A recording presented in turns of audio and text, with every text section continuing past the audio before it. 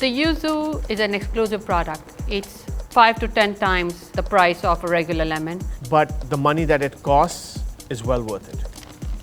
The original thought process of growing yuzu was just for ourselves because we fell in love with it. From there, we had a really dumb idea. We said, you know what? Let's try to sell it to some of the local restaurants in Princeton. The first thing we thought about was the fancy restaurant called Elements. They loved it. They absolutely loved it. Yeah, they wanted more. Then an idea sparked in our head that it makes sense probably to grow this on a commercial level and provide exotic citrus to chefs and restaurants and breweries in the tri-state area. So Scott's going to be breaking down the kampachi, and we're going to be taking the collars off. Doing a fried fish, citrus is pretty important. We decided to do yuzu and a little bit of Sadachi. And we marinate them in a smoked buttermilk, a kosho that we make with citrus as well as chilies. And we'll just let this sit there for probably about 30 minutes, and then we'll start dredging them. I'm just grating some zest right on it. Yuzu is actually a hybrid between mandarin orange and ichang papida. In Japan, yuzu has been growing for thousands of years on mountain slopes around the area of Kochi city. The trees are old and barks that are about this thick. They're left to the elements. The ground around the trees is littered with falling yuzu. When we saw that, we were really shocked. For us, that was wastage. In the winter, the temperatures can go down quite substantially. However, that's what the yuzu really likes. And that's what gives the yuzu its flavor. So I'm just cutting the tops off for yuzu cups. This is probably one of the first dishes we ever did with the yuzu. Marmalade that's made with the yellow yuzu.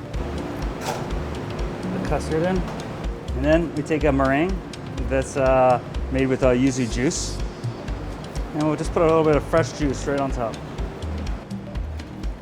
The first time we encountered yuzu was about 20 years ago in New York City. Went to some fancy restaurants and absolutely fell in love with the yuzu. So we were looking for the yuzu and finally tracked it down at an Asian grocery store in northern Jersey. Brought it home and made the himachi with yuzu soy with the jalapeno and said, yeah, this is going to be good. So we really had a good time. We were left with a lot of seeds and I told Seema, hey, you know what, honey?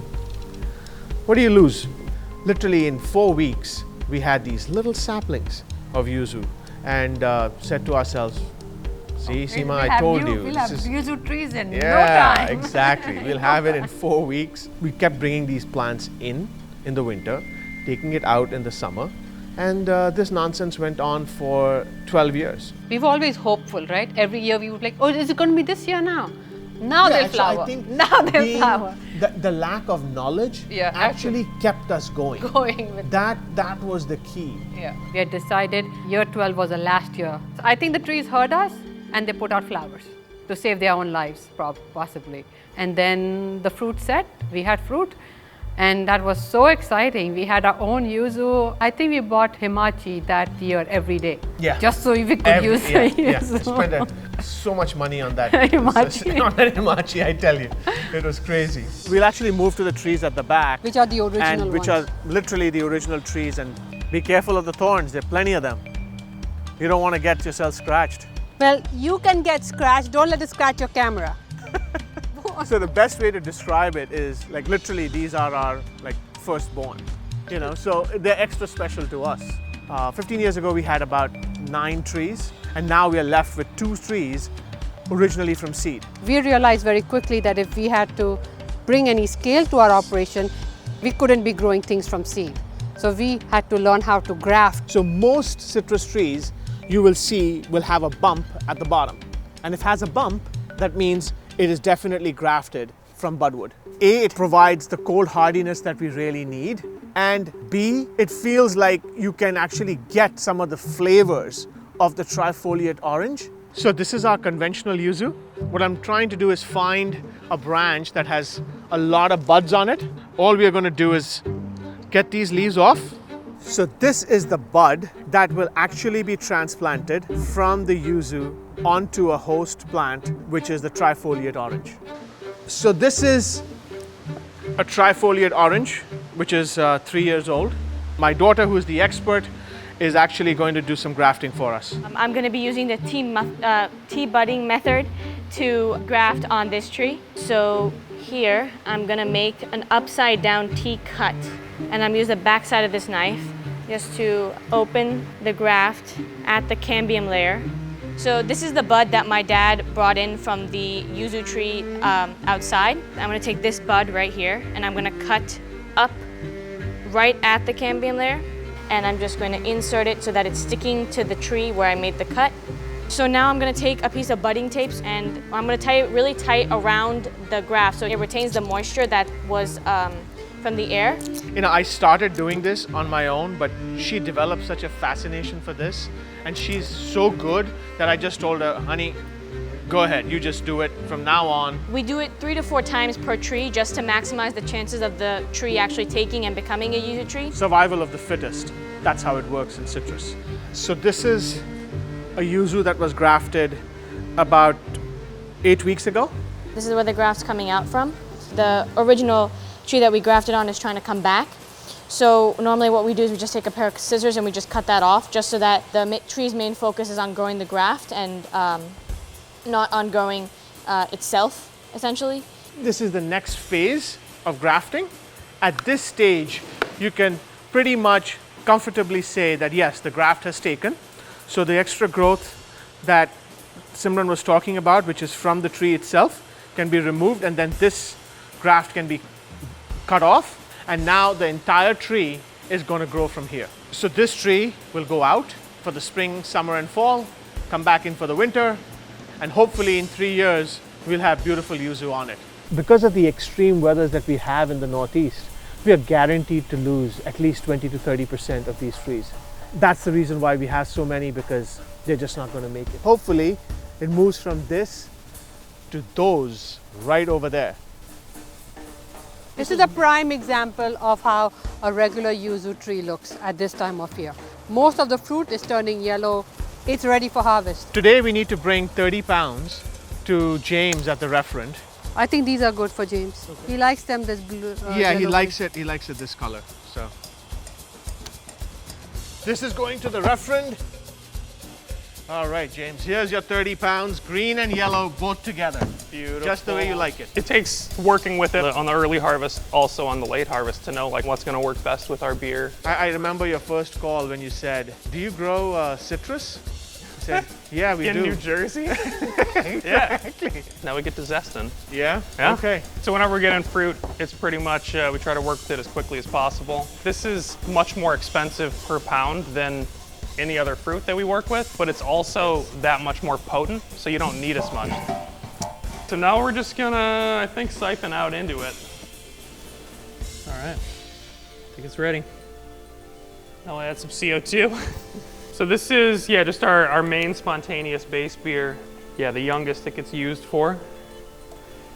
2 months for it to do the full kind of zest extraction and give us all the aroma that we're looking for out of the yuzu. Then we'll rack it into a tank, blend it back with older beer, and bottle it. And then post-bottling, still another, usually 6 to 12 months before we're able to sell it. One of our biggest problems here in New Jersey is the amount of snow we get. We've lost about 6 or 7 trees. With snow sitting on them, just doesn't help the trees at all. The fact that we have just recently grafted this tree, we'll probably want to move this in first so that it gets protected from the weather. They get hooked up to this watering system that we have developed. We have hundreds of these emitters. There's a spray that comes out on a timer. Within a month, all the yuzu and all other citrus that we have, everything will be in this room. If we didn't have this greenhouse, we didn't have this room, this project would fall flat on its face. Because of the milder temperatures inside, the trees also start flowering earlier, which just is spectacular. It's spectacular. The whole greenhouse is going to be filled with citrus blossoms and so fragrant. Very fragrant. It's a pleasure to just be in this room at that time. Yeah. Growing yuzu is part of the challenge. The other half of the challenge is actually selling the yuzu. It's always nice to give chefs fruit with leaves. Presentation is extremely important. Very early on, we realized that in the food and beverage industry, there's a lot of touching, feeling, using that goes into selling. When somebody uses your product is when they want more of it. Hi, Chef Joe. Hello. Here's some yuzu from our farm. This That's from beautiful. picked for you this morning. We're so excited about this. Thank you so much. Look how beautiful that is too. Even the leaves alone we could use for garnish. It's very nice. Got to take the mask down for this, guys. It's beautiful. Whenever we have somebody that wants to, typically sell it to us, we say put it in our hands so we can see what we're working with. Of course. It's a sense of instant gratification to us that Yeah. all that effort was really worth it. The because reaction on your face. you was guys worth are it. the There you go. Right now we're looking to change one of our fish dishes, the crudo. So I think yuzu would be perfect for it. Okay. Probably look to have about 5 to 7 pounds a week. Okay. For what we'd be using. We should be able to give it to you till the end of January for sure. Yuzu is the king of the citrus, I think we would all agree on in the chef world. Anytime that I think of, raw fish, the first thing that comes to mind is citrus in general, but typically I'll think of yuzu. It's not quite like as standard as a lemon or a lime. It's kind of like in between both, with a hint of sweetness from an orange. So this is fermented faro.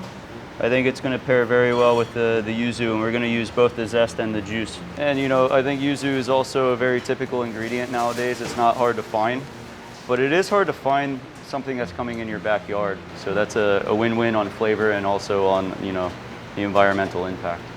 So typically when we're trying out a dish, we'll get a few mouths to try it. I always trust Justin here, and we'll kind of evaluate and go from there. Really fresh. Citrus is great, no? Yeah, fresh. Yeah. Beautiful. One of the reasons we even got the impetus to move forward with trying to commercialize was I was diagnosed with invasive breast cancer. It makes you realize that you don't have the time that you think you do. So for the longest time, our conversations were, should we sell the yuzu to the restaurants? And then after my diagnosis and treatment, when I was back up on my feet, I think our reaction was, okay, we just got to try it. That was a big reason for even considering something as crazy as trying to grow yuzu here in New Jersey. Ready for pickup?